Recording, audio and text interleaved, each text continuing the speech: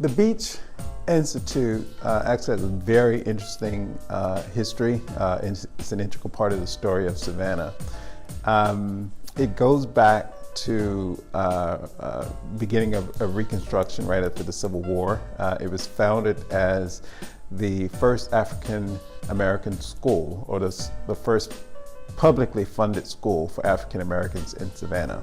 It was supported by the AMA, the American Missionary Association at the time. And for several years, it functioned as a school, and since then it's been in service to the community in various capacities. The Beach Institute was built in 1867, and the classes began in 1868. The Beach Institute was the result of a collaboration between the Freedmen's Bureau and the American Missionary Association. A benefactor in New York, Alfred E. Beach, contributed the money for the building to occur. Oh yes, absolutely. One, the building itself is historical in the field of architecture. It goes back, as I said, to the 1860s. We are located in a National Historic District, the Beach Institute District in Savannah here. In terms of our function, I'd like to say that we're essentially the premier purveyor of African American culture and history in the Low Country. It's something that we devote a lot of effort to. We have a lot of community engagement. We're known for our quality programming. And in that sense, I see it as a cultural jewel for the Savannah area. It absolutely is.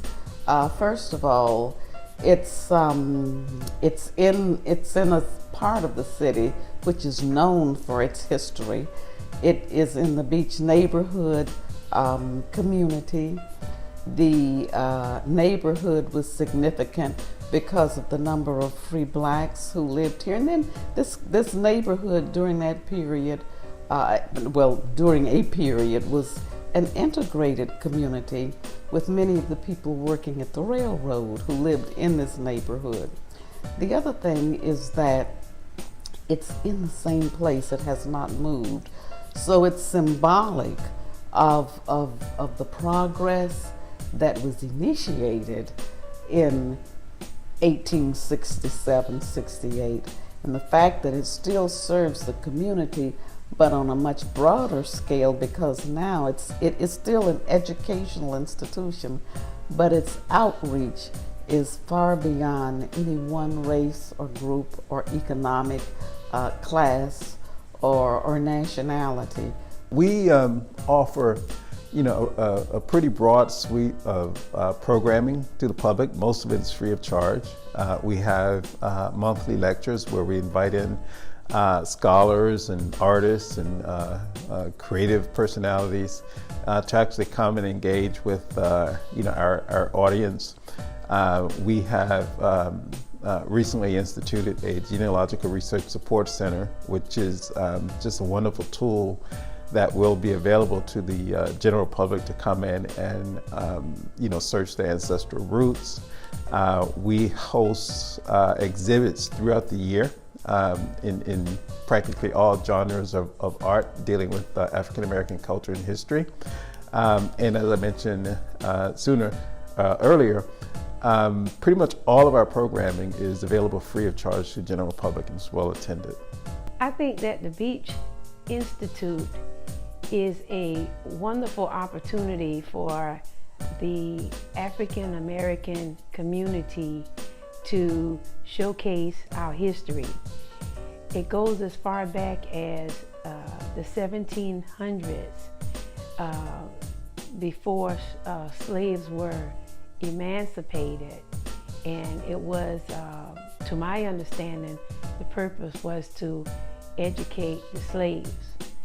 And I think that the Beach Institute plays a vital role in our community by connecting us to our roots and that history that we should hold on to for the rest of our lives. The future of the Beach Institute resides in the thinking and the planning of the board of directors of the King Tisdale Cottage Foundation. And quite frankly, over the years, our goals have changed or shifted, but always with the mission in mind. And our mission is to provide education, to celebrate history and culture, and to provide opportunities for people to learn about African American history and culture. So we do that in a variety of ways. In the past, we've done it in a variety of ways. And as we move forward, I'm sure we will be finding other opportunities that we have not explored to do the same thing, always keeping in mind that we work to improve the human condition and people working together and collaborating together, because that's how we've gotten here, through collaborations and the goodwill of others. We are hoping to bring our museum into a greater relationship with other museums throughout the country.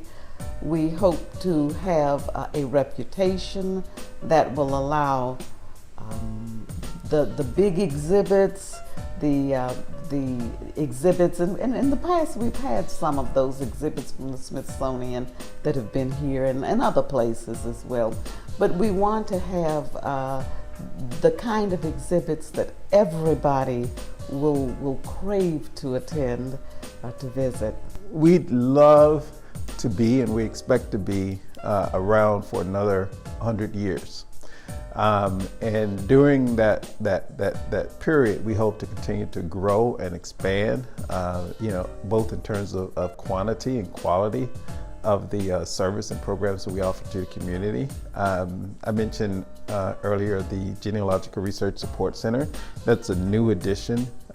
It's a niche that we're establishing here at the Beach Institute. We look forward to a very, very exciting future.